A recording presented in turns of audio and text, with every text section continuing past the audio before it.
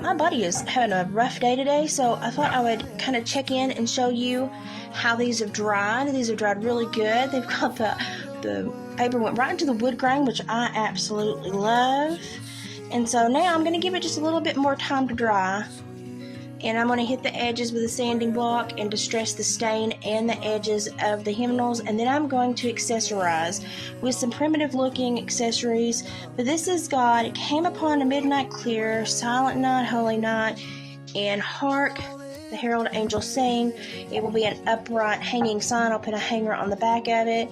So I'm just going to leave it right there. It's been kind of hanging there drying.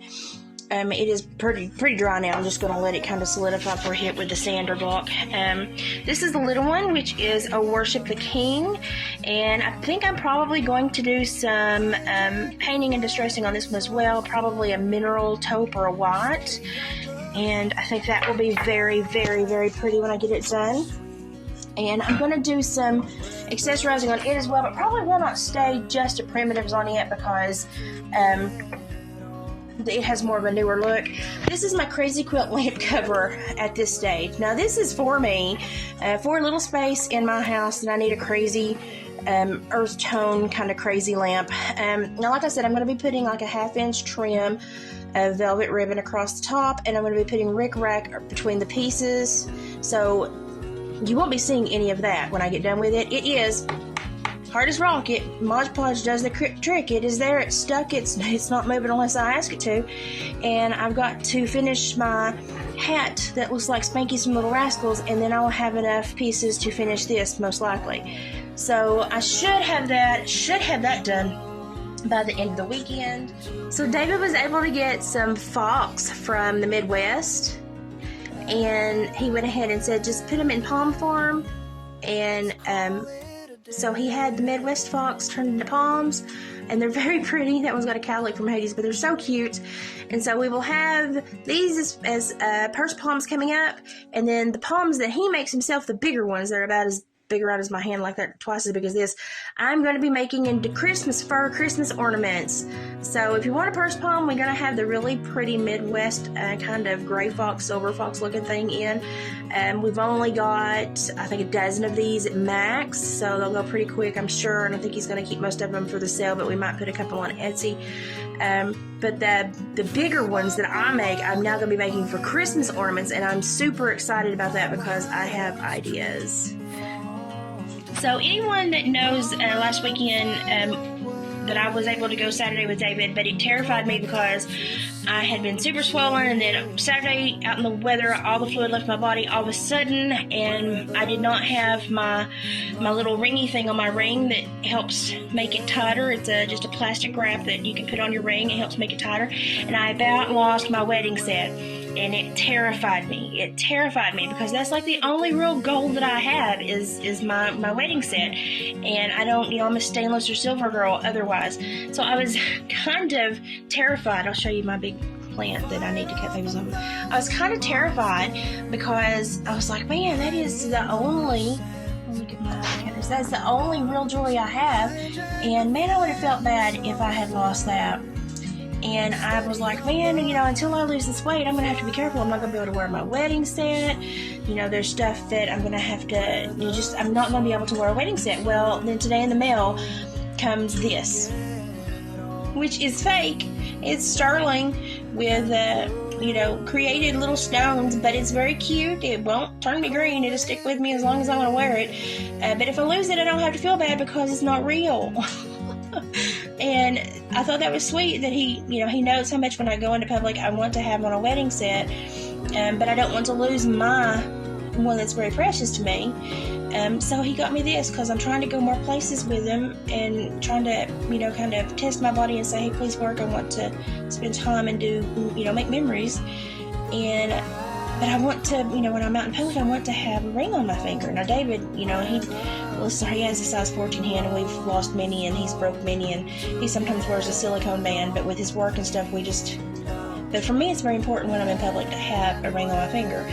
And I got this one in the mail the other day, and so now when I go places with him, I don't have to worry.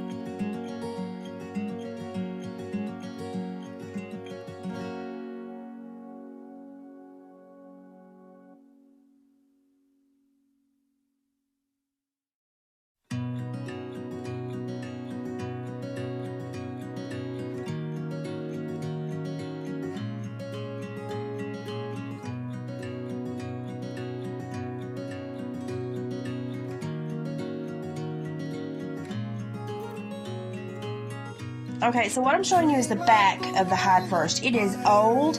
It is paper thin. It feels like an old document book that was held way back in the day. And this says,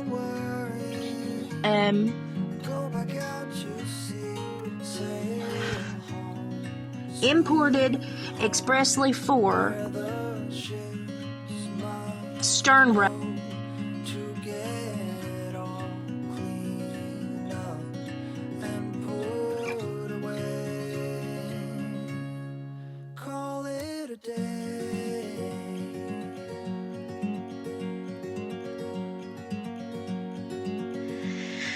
This is a springbok hide from Africa. I have always wanted one. I think they have the most beautiful stripes. He is so fragile down through here. There's always this little piece that came already disconnected, but I don't care because the history that's in this thing is remarkable. This thing is probably from the 40s, 50s, and the man that had it was a world-class hunter and did a lot of safaris and was moving into a retirement community, put everything up for bidding, and I don't think anyone knew what this was, or they were so focused on the larger items that they didn't appreciate this. Also, they probably knew it needed special care because of the age, and they didn't want to deal with that. What I'm going to do with it is actually frame it and hang it in my living room.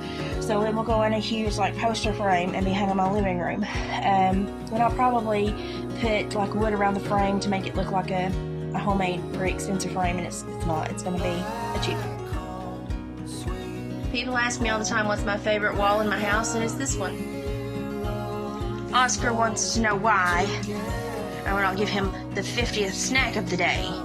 He doesn't understand. I've also had my humidifier on to help my nose and stuff. But pretty much I've held the couch and the bed down today. And for anybody wanting to know what a faux hide looks like, I bought this little faux hide. Yeah, it's great. You can step all over it. You can walk on it. You can wash it. But it's not real hide, though Oscar's quite attached to it. He loves it. I got it because I'm going to be putting a little tiny round rug right under the round mechanism of that rocking chair, and I wanted to pull the browns from the sofas into the floor more and pull the browns out of the floor, so I got it. It's cute. I'm going to have to get another one eventually, but I think I'm going to do that one. I wanted one of the, kind of looks like a fallow axis deer, but I also wanted a cow one for over here before you go down the hallway, and so I'm going to get a faux longhorn steer. Why am I getting faux? Because my husband works in an automotive plant where he has black stuff notoriously on his shoes, and I'll have to wash them quite often, so these will last longer than real hides that I would have to handle and wash by hand. So these I can just put in the washer and hang on the line, or hang in the kitchen and they'll dry. You're so cute.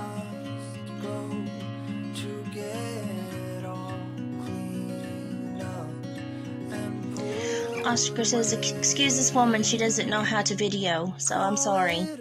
What was that in that diorama? It is a mink. I call it a whistle because I'm a Pauly Shore era person. I've actually owned this twice now. This is Big Bob, the bobcat, and David actually had him mounted last year, and he is trapped locally and for sale. And he is $450, which is a great price for a bobcat of his size. And he is on the old barn lumber, so the old barn lumber comes with him. We have our bass. We have an empty spot on the wall now because we sold the European mount. That is my black bear Paddington. We have Albie, the albino squirrel, little Bob Merrily, who looks moderately stoned all the time. That's how he got his name. And our big buck that David got where he lost his wedding ring. So this is just the one wall. The other wall is full too. This is why I say I don't. Look at David's horribly dirty shoes. Oh look, Oscar, you brought your slipper. How cute! Did you bring your slipper to sit by Daddy's slippers? That's a little slipper chew toy. Is that not cute? Okay, so my other wall. So there's a mink, a laced mink, a turkey, a rack up there with vines on it. David's old deer that he got the year we were dating right before we got married.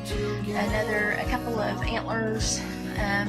Lane's deer that he got when he was 13, 14. Big pretty boy from Smith County, Tennessee. And the big otter. The big otter's fixing to leave, and there will be shelves that go there. My springbok will be hanging there with a shelf below him and a shelf above. So that's what's going to be there. But the big otter's just hanging there until he leaves for the sale. My kitchen are going crazy. You see him up there? Hi, Otter. Are you just meandering through here, huh? Did you leave a beard trail of wet water everywhere you go? You did? Okay, thank you. Thank you. I appreciate that so much. Gonna do something. Do it well, right? Yeah. I see you brought your slipper. And I don't know if anyone had noticed, but we have a walleye now. I have a walleye on the wall. And I have these little canvases I did of Kaylee when she's pregnant and the baby.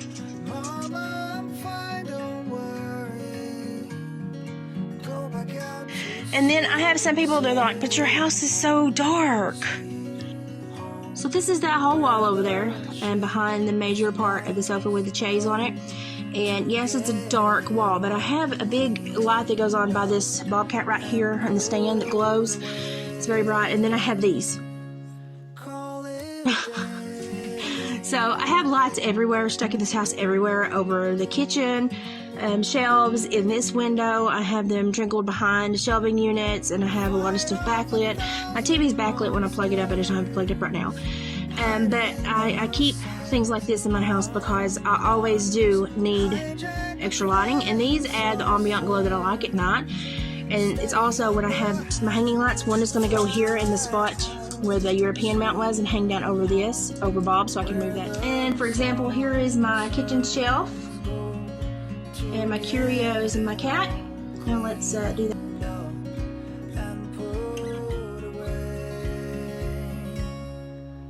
There's my kitchen shelf. I have it cycling through different speeds on the lights. And when I have my curios also lit up, it's very bright in here.